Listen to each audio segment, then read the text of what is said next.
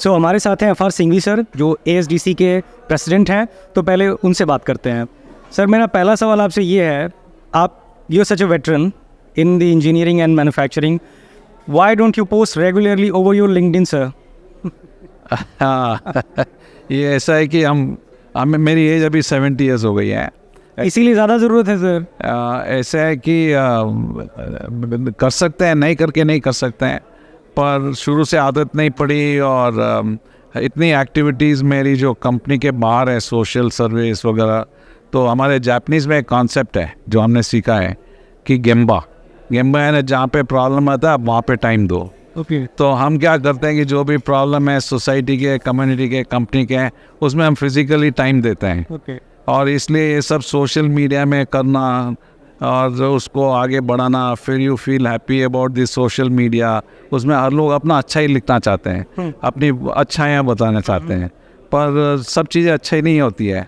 तो why create a picture of the best thing of your life for social media, do best things in your life across in a physical way. So इसीलिए social media से ज़्यादा जुड़ा नहीं हूँ sir, इसलिए क्योंकि because many Gen Z and millennials जो आज के टाइम पे हमारे वर्कफोर्स हैं, दे यूज़ दीज प्लेटफॉर्म्स, वो इन सारे प्लेटफॉर्म्स का यूज़ करते हैं, और आपके एक्सपीरियंस से, आपकी नॉलेज से, they will enrich their all the insights. So that's why I was asking.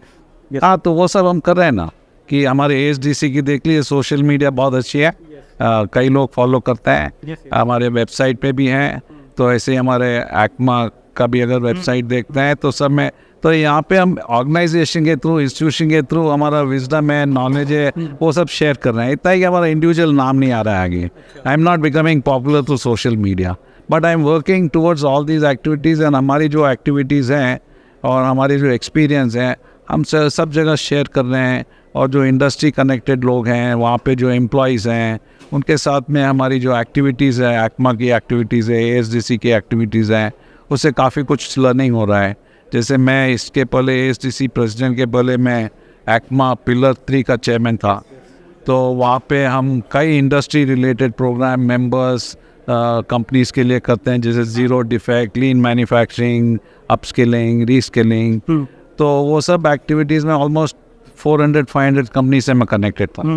तो हमारी जो भी छोटी मोटी नॉलेज है, मैं वेटरन तो और भी कई लोग हैं, पर जो भी छोटी मोटी हमारी नॉलेज हैं, जो हम शेयर कर रहे हैं दूसरे प्लेटफॉर्म के हिसाब से, कि वो सही जगह पहुँचे।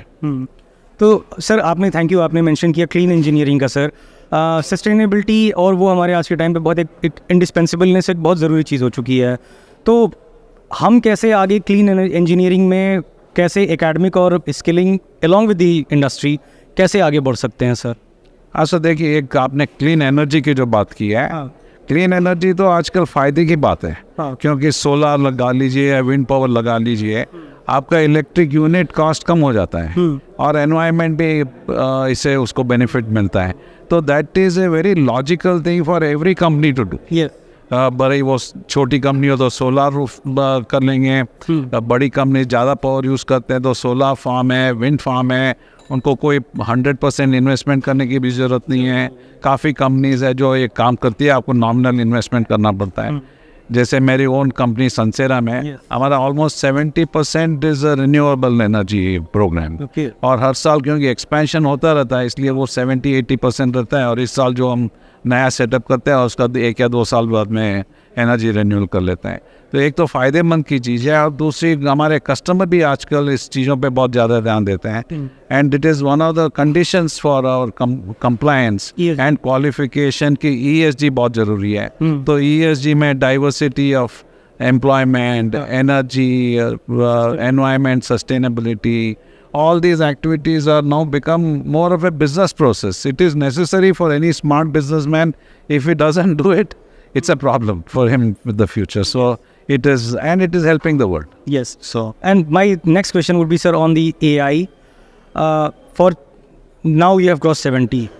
सर, आपने वो वक्त देखा है जब लोग फर्स्ट हैंड एक फोरमैन के तौर पे काम करते थे, और आज AI जो है, आर्टिफिशियल इंटेलिजेंस, वो लगभग हर इंडस्ट्री में इन्फ्यूज़ हो रही है।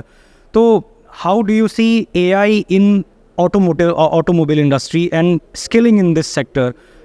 अगर कोई उसमें एक peculiarity हो, कोई एक अजीब जैसी चीज़ हो जो आपको नज़र आ रही हो, जो शायद नोटिस नहीं की जा रही हो आपकी नज़र में? सो देखिए एआई अभी 15-20 साल से जो लोग काम कर रहे हैं एआई के ऊपर, कई चीज़ें ऑलरेडी आ चुके जो हम पहले उसको एआई करके नहीं समझते थे। अब उसका एक नॉमेनक्लेचर आ गया एआई। जैसे आपके मोबाइल फ़ोन में ले लीजिए, कई ऐसे फीचर्स आ गए हैं जो which like for example the way you talks, अभी एप्पल में सिरी, आप उसको बोलते हैं, वॉइस रिकग्निशन जो पहले था और आज है वो अलग है। कई क्वेश्चंस वो एंटिसिपेट भी कर लेती है। जैसे आपने मॉर्निंग अलार्म डाला है 6:30 बजे का और आप 6 बजे उठ जाते हैं, आप देखिए फ़ोन आपको कहेगा कि आपका 6:30 का अलार्म अभी भी रखना है, ख़त्म करना है। So it is already there in many parts of our country. अभी CNC मशीन में लीजिए, जैसे टूल मॉनिटरिंग सिस्टम है, the tool monitoring system and all these are part of the learning that machine software does and then improves upon it and tells you. But अभी ऐसी कई चीज़ें जो आ गई हैं जो अभी AI के नाम से हो गया है कि ये this is important necessary. It is nothing but it is a collective work of various human beings over a period of time, and the information or the data available is now put in a proper format. And then they're using artificial intelligence to do the work that humans were doing. Yes, actually. So अभी auto industry में industry 4.0 आके कई साल हो गए, हाँ बिल्कुल। पर अभी उसका प्रचलन थोड़ा बहुत धीरे बढ़ रहा है। अभी तक मेरे हिसाब से तो बहुत बाकी है।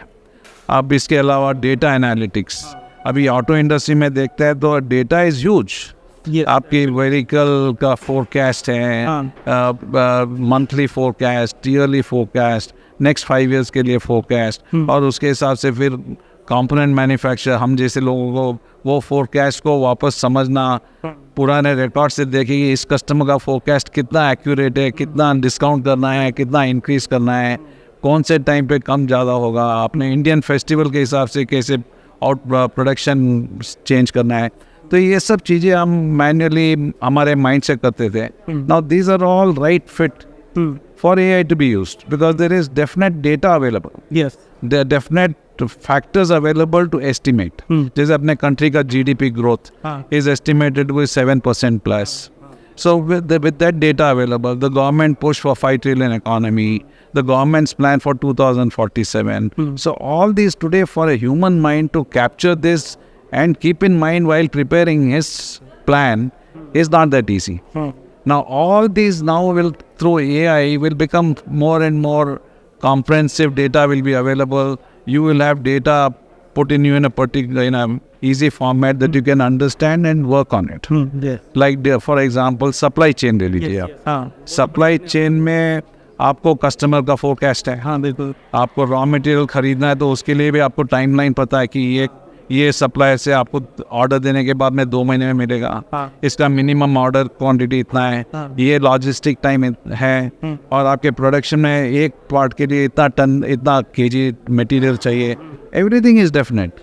तो आजकल हम क्या करते हैं, we use our experience and our employees and our SAP ERP वगैरह से डेटा निकाल के we work out an estimate. Now all this data over a period of time, now people will start using AI for all these activities. So in fact ASDC में हम already plan कर रहे हैं कि how to increase people's training on data analytics, how to bring in skills of AI, and how to identify certain areas of automotive business where AI and data analytics can make life better. For example आप factory में ले लीजिए, companies के पास काफ़ी supervisors engineer क्या करते हैं, वहाँ पे खाली वो मटेरियल प्लानिंग चल रहा है, मशीन एलोकेशन का टाइम चल रहा है, वर्कर्स का अलॉटमेंट टाइम चल रहा है। All this actually you look at it, data is available and is the same data that has to be used day in day out with minor changes. तो उसके हिसाब से now it is becomes easy for you to predict, or your prediction which you're doing manually, it is very easy to put it on through data analytics. Get into data analytics, set up your data management, and once that is there you can start getting promoting into AI. So कई companies भी सोच रही हैं, ASDC की तरफ से हम सोच रहे हैं, काफ़ी कुछ करिकुलम के बारे में वर्कआउट कर रहे हैं। हम कॉलेज और यूनिवर्सिटी के साथ में MOU साइन कर रहे हैं, क्योंकि ऑटो इंडस्ट्री में largely we were in mechanical engineering. Mechanical, yeah. But today if you look at automotive is now called mobility. आप मोबिलिटी में देखिए, आपको इंफोटेनमेंट आ गया, ऑटोनमस व्हीकल का सोल्यूशन आ गया, डिफरेंट टेक्नोलॉजी ईवी BVP सब आ जाएगा। तो इसमें अभी आपको इलेक्ट्रॉनिक्स इंजीनियर भी चाहिए, इलेक्ट्रिक इंजीनियर भी चाहिए, एनवायरनमेंट इंजीनियर भी चाहिए, रिस्क एंड सेफ्टी है वो भी बढ़ गया है, उसके लिए भी चाहिए। तो now auto industry even earlier was known as a mother of manufacturing, हाँ बिल्कुल, and it will continue to remain. Now it is becoming mother of all the engineering. ये इसमें सब आ गया, every technology including software. Software की contribution will be almost 20 to 30% in high-end cars. Okay.